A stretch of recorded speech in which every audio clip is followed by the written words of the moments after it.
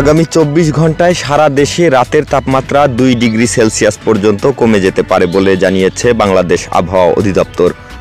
শনিবার 25 জানুয়ারি আবহাওয়াবিদ মোহাম্মদ শাহিনুল ইসলাম এর দেওয়া আবহাওয়ার পূর্বাভাসে এ তথ্য জানানো হয়।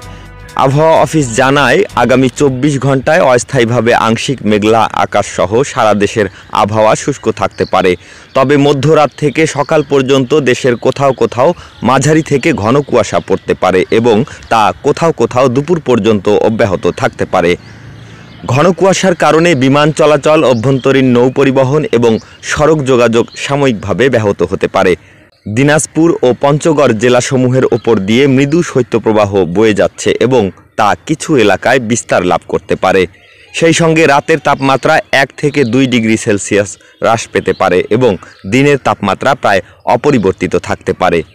রোববার 26 জানুয়ারি সকাল 9টা থেকে পরবর্তী 24 ঘন্টায় অস্থায়ীভাবে আংশিক মেঘলা আকাশসহ সারা দেশের আবহাওয়া শুষ্ক থাকতে পারে।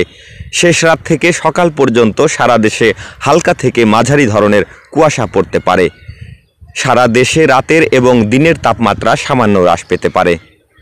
আগামী সোমবার সকাল 9টা থেকে পরবর্তী 24 ঘন্টায় অস্থায়ীভাবে আংশিক মেঘলা আকাশসহ সারা দেশের আবহাওয়া শুষ্ক থাকতে পারে।